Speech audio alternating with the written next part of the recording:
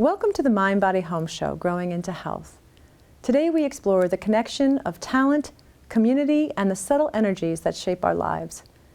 In a world buzzing with activity, we often overlook the intricate web of possibilities that surround us, brushing past individuals whose paths could intertwine with ours in remarkable ways. It's in moments where a millimeter adjustment or a chance encounter could create true magic. Today we have the pleasure of diving into the world of Michael Ash, a multifaceted artist whose work transcends mere visual representation. His upcoming exhibit, Night Magic and Other Strange Visions, is an evocative exploration of colliding worlds. And though I've never met Michael in person, his art is familiar, as if it were an old friend. Join us as we unravel the stories behind his work and explore the profound sense of belonging that home evokes in each of us. Welcome, Michael. I want to ask you a question, and this is a question I ask everybody. Where did it all start?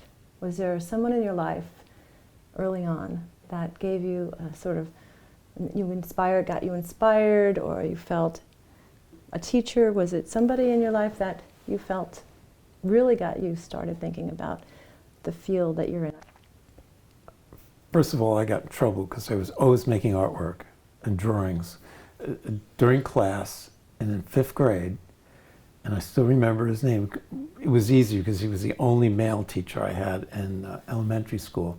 So he called my mother in for one of those meetings you dread, and he's going, you know, Michael is not paying attention. All he's doing is drawing, and he's got to kind of back off on that.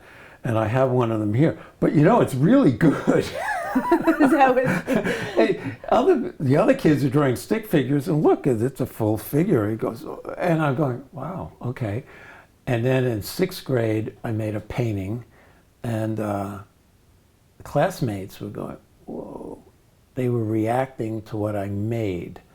And so that got me thinking that that was a way to connect with people. But what happened when you hit middle school? Oh, that's hell. Yeah. Well, I thought I was an artist, and I was painting in oils.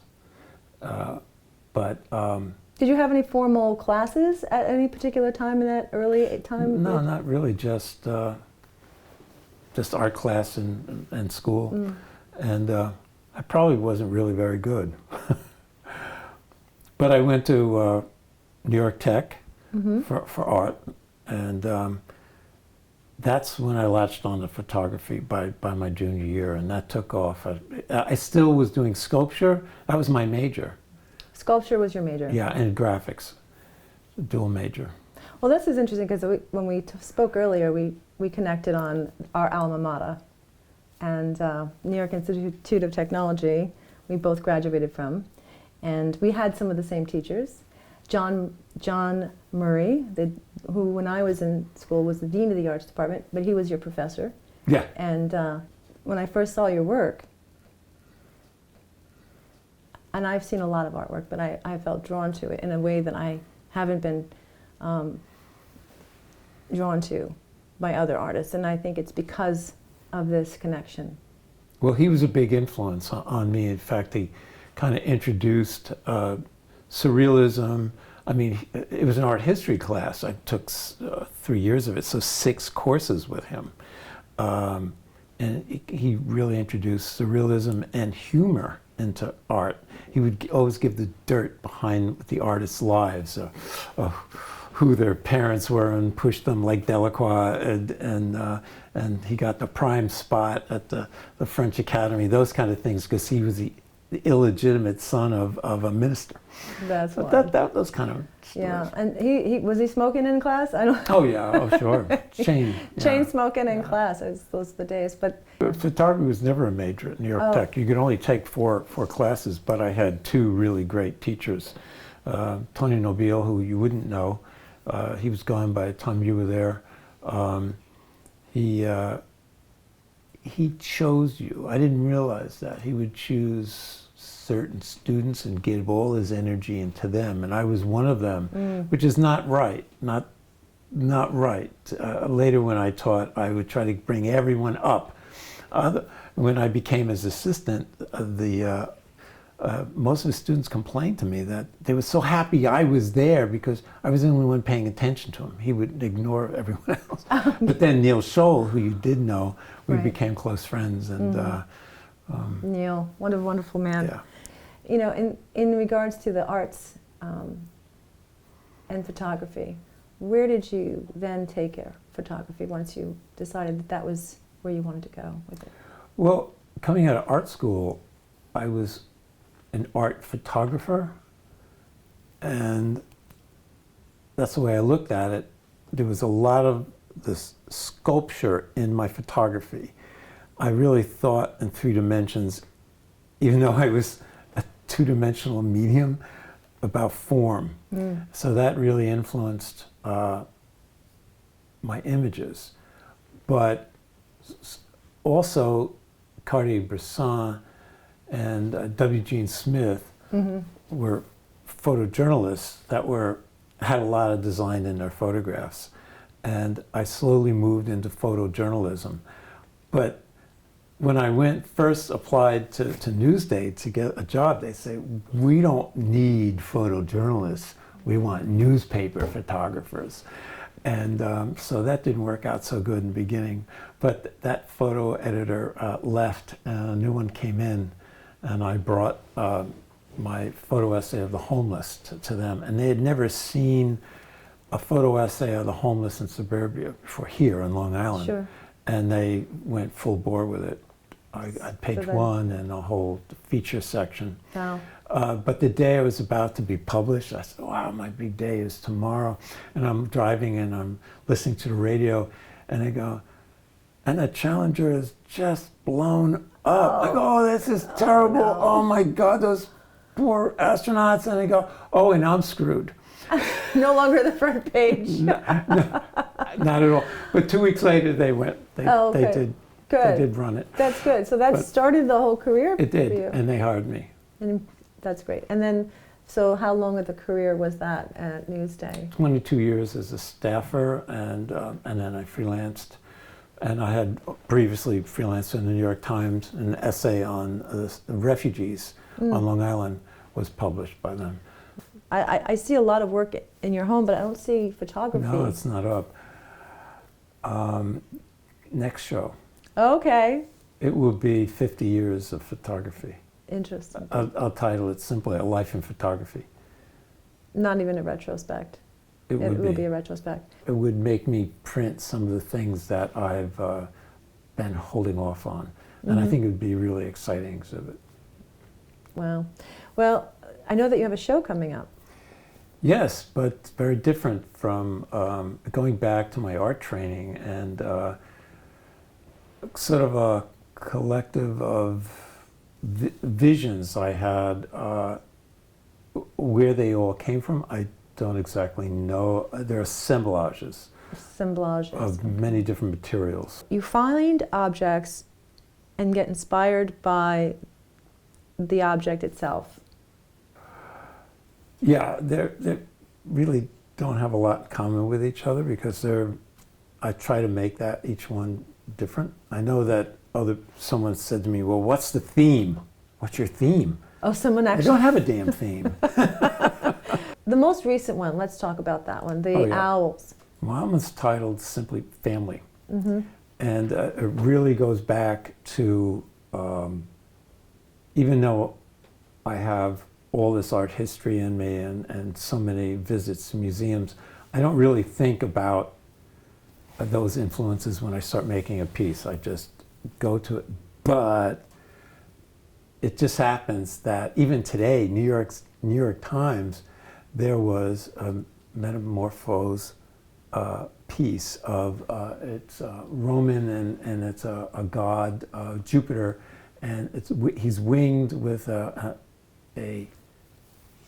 eagle's head.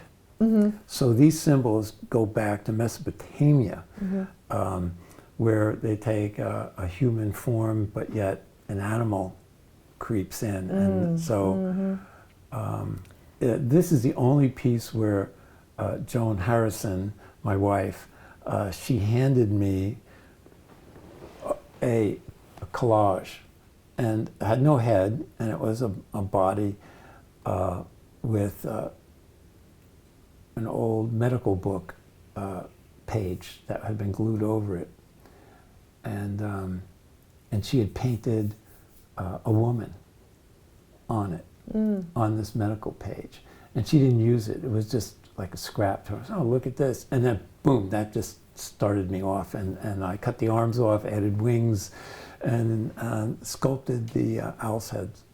And then there's two figures on either side that represent her children. Her children. The detail would be the panel in the background. Right, which is a threat, and that's a subtlety. Tell me a little bit about snake gods. But I don't know where that came from.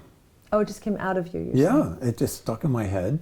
And first I was going to start with 5, and I'd made the god heads, and I ended up choosing 3 that I thought the most, and 2 of them were influenced by a visit to the British Museum.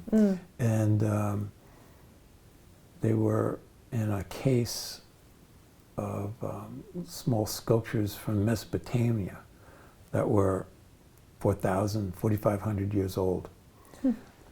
Do you tend to like wait until the moment comes to you where it's just like, is it all in one blasting moment where it just happens, or does it take time? Well, it really takes time because I have a tremendous fear of failure with all this work. That's I really don't want to make something. In the beginning, my joke was small and ugly is better than large and ugly. Oh, I don't gosh. make a lot because, again, it takes a long process until the fear fades and I jump into it. So you sort of surrender to the medium and to the process. Yes. There is one though I'd like to talk about with you, and that's the darkest one of all. It's called the numbers and letters game. And I found a piece of wire while on a walk, and it was from the area that was a dump. Ironically, I worked at that dump. It was my first job. I was right out of high school, and that was my first job. Let me tell you, and there's stuff, they've made a nice nature trail now on Port Washington side, but there's stuff merging all over the place, and this shape came up, and I also had a piece of wood that looked like half a mask. So it's definitely about death. It's dark. And on the show, Mind, Body, Home, we talk about the things that come up in our lives that are dark and how they're expressed and where we put them and what they mean to us. Yeah. Well, I know where it comes from. When I first started, the earlier pieces are more abstract and are lighter, and there's not a lot of color, and again, smaller and more art influenced, but I became more increasingly troubled by the environmental situation that's going on in the world, especially about the attack on species throughout the world. And we talk about the birds. I mean, we've lost half the birds that were alive just 50 years ago. They don't exist anymore by numbers. And about like shorebirds alone, some of those species are down to 80%. So those kind of things were weighing on me. So the last few pieces really are about environmental crisis. Let's talk about the storm. This is a piece that came after COVID, when everything cleared. And is this having anything to do with the environment as well? Everything to do with it. Okay. The weather is getting more powerful, and this has 5 buildings in it that are obviously at risk. And it has 5 different little mini themes going on about people, about animals. There's some abstraction to it, but there's a threat. Let's talk about that. Let's talk about what's inside each of those homes. Really? Yeah. From left to right, there's Left to right. Abstractions there that are bone-like, Mm-hmm. and it seems to be exploding out of the building. Mm-hmm. The next one has endangered species that are very much at risk. There's a wolf and a gorilla. There's a bird, again a bird, on the roof. The one middle, that's up front. There's one that's right up front, the center. which has a robot-like figure that is seems aggressive to me, but is also screwed. Yes. Which is my counter to our contemporary world. And the fire? Is the classic home that is, you feel secure with your bed and a picture on the wall. It's on fire. And if you've seen floods and then there's fires, which is really ironic, how can that happen? You're in a flood, but your house is on fire? Or you're doubly screwed. And the last one has a face on the building, which, I mean, that goes back to Renaissance era. You're sort of looking into the person's brain. We try to dive into what home is. How do you identify home? It's as an environment that I'm comfortable in, and I've always tried to have artwork around me, whether it's by someone else. And then when I was a younger man, all I could afford was posters if it wasn't a piece of art that I made. But once I had some money, I started collecting artwork or was given artwork by friends. And and of course, both my daughters are artists, and their work is on the walls. Now, where do you find your inspiration for the artwork? It's as eclectic as the interior of my mind. It's all over the map in history. There's 2,000 years of artwork in this house, and all different kinds of materials. We're going to talk about something you're also known for. Known for, right? I would say famous, known for. I was embarrassed in the beginning. And it's called Tiny Town. Joan came up with that. So when I became retired, I made a layout. You turned this room that you have in the I built the room. That's all me.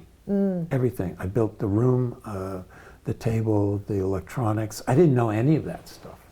Tiny Town. It was a depression. 1941. With small towns, people didn't travel like they do. It's before the highway system.